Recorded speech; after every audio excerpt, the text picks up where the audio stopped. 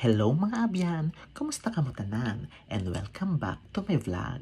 Okay, so ngayon, sasagutin ko po ang inyong mga katanungan kasi marami po ang nag-PPM sa akin, nagchat-chat, no? Kung magkano ba daw ang nagastos ko sa pagbiyahe ko ng To Go Masigla from Manila to General Santos City. Saan ako nag-book? Ano ang mga ganap? Ano yung inclusion sa pagsakay ko ng barko via To Go Masigla. Okay, sisimulan po natin ang una, pagbubook ng ticket. So, I will just post the link here. Okay. So, once na nasa page na tayo ng To Go, so just click the origin, wherein my origin is from Manila, and the destination is the General Santos City. And then just select the date kung kailan kayo alis, and then a number of passengers. Then pipili kayo if you want to get an insurance or not. Once na gusto nyong kumuha, just select yes, and then select the bottom book now.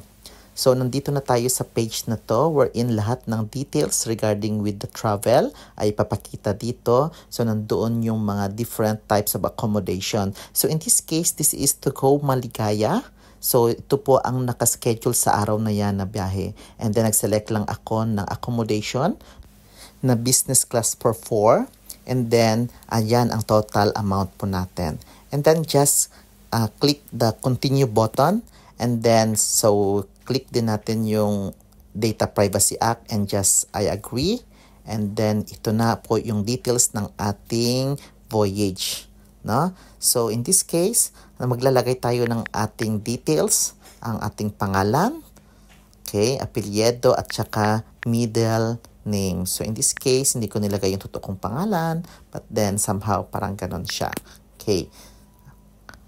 After that, scroll down and then click the button continue. So once, ayan, papakita dyan ang total amount. And of course, so contact information regarding how you will pay. So in this case, kung the same ang person, so just click the same person at saka ilalagay natin lahat ng details dito regarding po sa ating mode of payment. Okay, so regarding sa mode of payment, they accept payment through debit card, credit card, at GCash. So once na okay na yan siya, and then suddenly, it will just magre-redirect yan siya doon sa link kung saan ang mode of payment natin. And then, mag-send yan ng email, ng confirmations regarding sa yung booking. Okay, once na makita nyo ng booking, you need to print it out.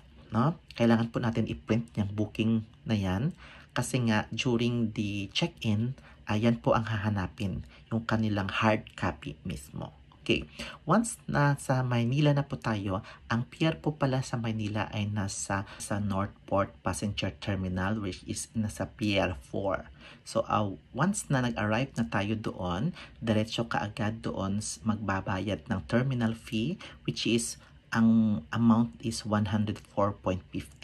So, papakita nyo yung inyong boarding pass, yung kanyang printed na boarding pass, and then, i-attach nila, bibigyan nila kayo ng resibo para sa inyong terminal fee.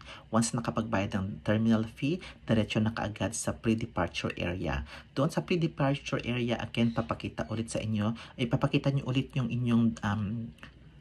inyong boarding pass. And then, once na okay na, nakapag-screen na check na yung mga luggage ninyo or yung mga dala-dala ninyo, and then pwede na mag-stay muna doon sa pre-departure hall nila. Okay. What is the inclusion sa To Go? No? So, with the To Go, it includes already a 50 kg baggage allowance. And of course, so depende po yan sa travel. Since my travel is from Manila to General Santos City, that would start from Saturday 2 p.m.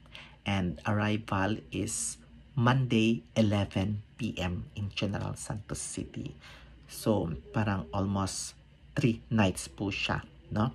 So ang inclusion nun is 7 meals. So it include 2 breakfast, 2 lunch, and 3 dinner. Okay, So, since my accommodation is, or ang ticket ko ay nasa business class, so ngayon, ang aming meal time or ang meal ay makukuha doon sa Horizon Cafe. So, papakita mo lang yung boarding pass, yung ticket mo, and then hanap ka ng upuan mo, and then they will serve you the soup, no?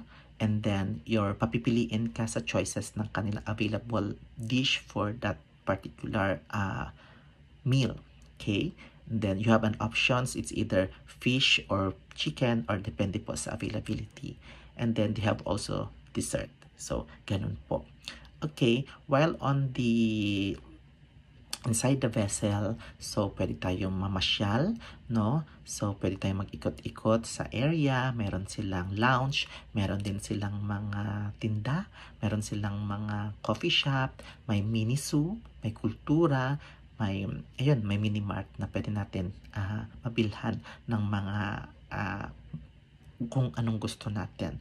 But in my case, hindi na ako masyadong nagbili kasi nga full board na kasi, meaning busog na ako sa mga kanilang dish na siniserve. So, ayun. So, with my cost, ang nagastos ko po is nasa 3,300 pesos. That is from Manila to General Santos City. Okay? So ito po yung time frame ng aming biyahe. So we departed from Manila Pier 4 Saturday 2 p.m. and then the following day around 6 a.m. nasa Panay Island na kami. And then Sunday 6 p.m. nasa Zamboanga area na kami. And then Monday 6 a.m. nasa General Santos area na kami. And then Monday around 11 a.m. nasa Davao area. And then it depart na naman.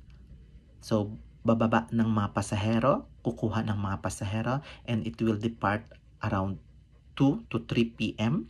ng Monday, and it will arrive on General Santos City the same day, pero alas 11 ng gabi. So, yun po ang naging takbo ng aming biyahe ng Via to Go. So far, smooth ang travel. So, paggabi, meron naman silang entertainment, meron silang acoustic night. So, hindi ka talaga mag-board. Meron din video, okay? Kung gusto nyo magpunta sa kanilang arcade, so pwede po maglaro doon. Or kung hindi naman, kung solo traveler ka like me, so pwede ka naman makipag-meet with other passengers and magkwento-kwentuhan and so on.